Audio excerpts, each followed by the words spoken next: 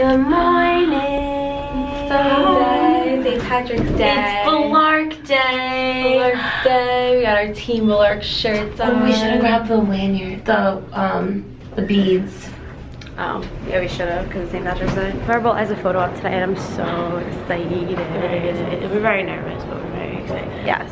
It's Eliza Day. Eliza Day. Balark. We have Bob and Eliza's panel. We have Bob and Eliza photo ops today. So today is a really exciting It's a very exciting day. So we are ready. We all have signs. We are gonna do Looking to You, Princess, and then this huge moment. And then my kindergarten teacher graduating. Over there. Look at Rosie. Look at Little Night Bites Queen side. Yes. So excited. Look at these amazing Balark cosplayers. Awesome. And just everyone, like, maybe just gather around and Your voice today is like more like in a world. in a city, in a world, in a time before the world, Or after it on the 100. or after the world. Twice. Again. Yeah, I actually got my first movie trailer at a bar next to a guy who was like hearing me joke doing that. Was like, "Are you that guy?" And I was like, "Obviously." He was like, "How much would it cost to get you to do a movie trailer?" I was like, "Well, you'll have to talk to my agent, but I guess I could do it quick for $1,000 bucks." Wow, and then from there you went. And yeah, that was my voice demo show. Hi. This is Gracie on Guys. Amazing her fan videos. Guys, we have sobbed over her fan videos. many times. She is incredible. No, It's amazing. No, it is amazing. You're so talented. If you haven't watched our fan videos, please go watch them. Just go watch all of them. And cry. Yeah. It'll be a great experience. You'll be emotional, but it'll be great. Yes. Hello. So we did our Eliza photo op, and she held up our sign, and it said "Balark is endgame." Yes, she did. It was great. It was She amazing. did. We're so happy And that we're she very held up. happy about that. And now we're online for Bob. We stopped in quickly and saw a little bit of Zach's panel, and I wish we could have stayed for a little bit, but we're gonna see him later. And we are very excited for Bob's photo op. Oh my god! And it's gonna be a great day. We got a lot of fun Bob and Eliza stuff to And do. we have the Eliza panel coming up very soon. How's your con? It's going great, yeah. I think, yeah, it was super busy. It's great to have so many more people, and I hope everyone's having a great time. Yeah. I mean, it looked like you guys had a bit of a killer time last night. Sorry I couldn't be there. Yeah, my knee was just kind of giving me a bit of grief, so I thought it'd be better to preserve myself for today so I could at least be half decent. And you shaved? Do you have a home to look for photo ops today? I did have a shave today, yeah. Yeah, I don't know. I don't get to shave for about 7 months of the year, so. For Cancer Gets Lost, it was actually Bob and Eliza's idea to do a silent auction here because they're so kind to include Cancer Gets Lost. Oh yeah, no worries. With But, the yeah, well, convention. thank you for coming along and doing everything you It is do. my great pleasure. This fandom is so entirely generous. Thank you guys. Thank you. And I'll be honest, my dad has a rare blood cancer right now, so I've been watching him go through treatment, and he's doing really well. But this has been a really nice project to have, so I appreciate your kindness. And cancer has affected every single person in this room, so it's very important. Yep. And Sonia's Collections did this custom Bellamy and Clark set. Yeah, It's very cute. See the final cut of your episode. I've seen my final cuts. I haven't seen the network cut yet. But yeah, then Jason did his cut, and he was really happy with what I gave him. So, so as long as I make the bosses happy, then that's good. If there's a season 7, would you be up for directing again? Yes, definitely. That'd be amazing. At Balark Mayor would like to know. The mayor of Balark? Mayor M-E-R, like Meredith, I think. Oh, Yes. right, I love, like, Balark Mayor. Oh, they're all Balark Mayors. Yeah. Over here. Yeah. Well, she would like to know. At the end of season 5, Bellamy found out that Clark had been calling him every day while he was in space. Will that information change the way Bellamy examines Clark's feelings for him and all the miscommunications and actions leading up to the end of the season? Look, I don't want to give anything away about season 6, obviously.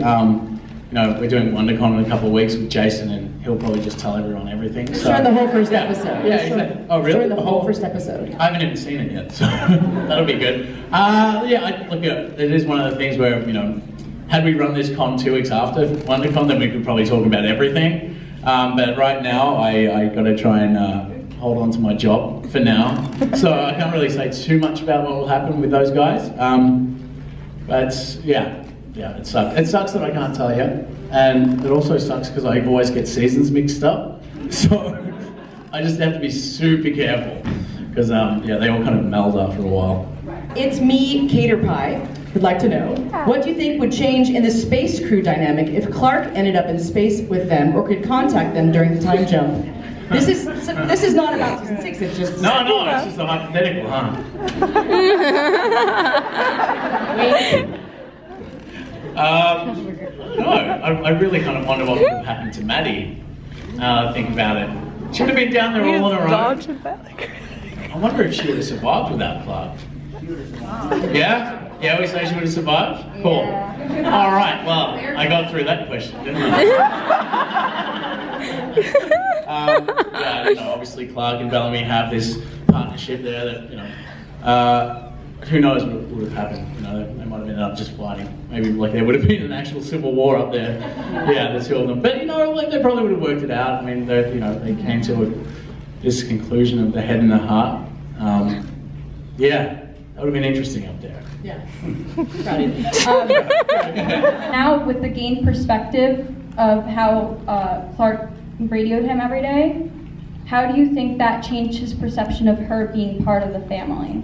Well, I had a similar question to this yesterday, and I think it is that how Maddie actually perceives him is the way that Clark sees him, So I think that's quite telling. And the family line. I'm sorry. This is one thing that you guys probably don't know. The reason it's in there is because of me. Yeah, and I said I wanted it in there because I felt like the connection between Bellamy and Echo wasn't playing. I was like, we had 6 years up there and the audience just came back and went, oh, this is my girlfriend. And no one really kind of understood why. So I wanted to be able to portray, because Bellamy was apart from them for so long in that season. I just wanted to remind people that this is something that's really important to him too. So when I asked to have a line like that put in, that was my intention. And now you're probably learning my intentions don't seem to come across on camera. So I should just play against everything I think, But yeah, it wasn't.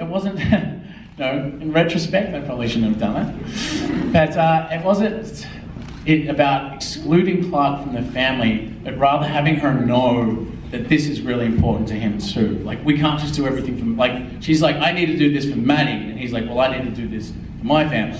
We're coming at this argument from the same point, same place, and neither of us are going to budge. That's basically what I felt that scene was about. It's funny like that. Things got everyone loved the Red Queen, and I was like, she's the worst. So clearly my thinking is so devoid of everyone else's. But yeah, maybe that's why it works, or maybe that's why you guys like him, I don't know. But yeah. Thanks. Thanks, Bob Morley, for... No, we have to get a video for that for the vlog. Oh my god. Do you think it's because Harper looked up to Clark in season 1? Harper looked up to, yes, I do, that is it. Harper looked up to Clark until Clark didn't put Harper on the list. I love someone made a gift, there was a scene where they're like, never been the same. They're like, who's gonna survive? And they're like, you did, yeah. And then cut to I'm not on the list. I'm like, what? This is gif. I'm just so pissed off, and Monty's just so apathetically sad. But yes, yeah. My answer to the previous question about what crew, if Harper were to answer, it would be wherever Clark and Bellamy were. She was with them, she was following them, and that's the same reason she chose them in the end, that they were leaders to her, they were almost parents in her eyes, but in a world where you don't have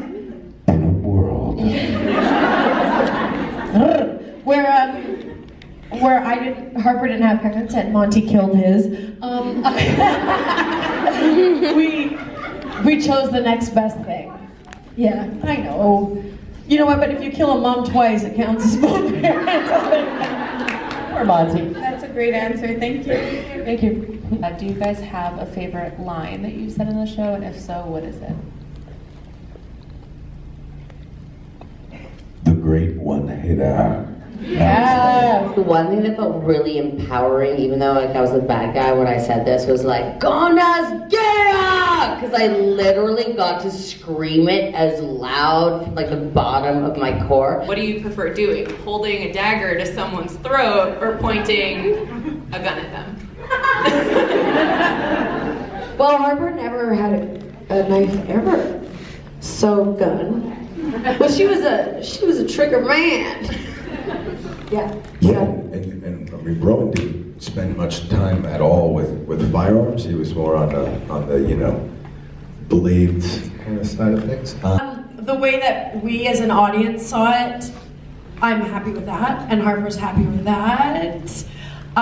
Chelsea, I guess, is happy with how beautifully it ended, how she got to choose love, even if it meant giving up on a new life. She was with her family, she chose love, she got to see, finally, like imagine raising a baby and having a pregnancy in the safety of a ship, that no one has had that since like before episode 1. You had the most peaceful death, right? I think, of anybody on the show. I know, but that's what I don't think it's like. I believe in, speaking of making up a backstory, I have personal experience with this in my family, so it's something that I substituted, but even when Clark said Harper's not on the list because she has an inheritable trait from her father, I've acted on the Alzheimer's Parkinson's mix, and I think that Harper got that. So, no, I think it's kind of a sad, finally you have everything, but then you start losing everything. That was like the most sad emo answer. Funny things, puppies and unicorns. It's okay, I still love you. Woof woof. Nice and honest, though. But thank you for the question. We're safe. Not all of us. Had to be done. You did what you had to do. What's the only choice? It's the only choice. I'm sure that had to be done too. You're not mad at me for leaving you with Polis? Left me. Wasn't meant to hurt you. I'm sorry. I'm so angry. You have to forgive her. You won't forget this. I'll give that to you. We're forgiven. All right, I'll give it to you. You're forgiven, okay? I'm sorry. I'm sorry. I'm sorry. This is happening. I'm sorry for leaving. They made their choice. You left everyone. Enough. Stop! Bellamy, stop! Bellamy, if I do this, together. If you think I'm letting you do this alone, together. It's weakness. Hey, our friends are weakness. We're getting ready for the Liza photo op, and we are internally dying. And oh my god, the panel was amazing, and you guys can watch it all on the Facebook, which is so cool because I can't wait to rewatch it. It was so good. It was so good. And I'm like dying. We're so nervous. singing right now, and the line is crazy.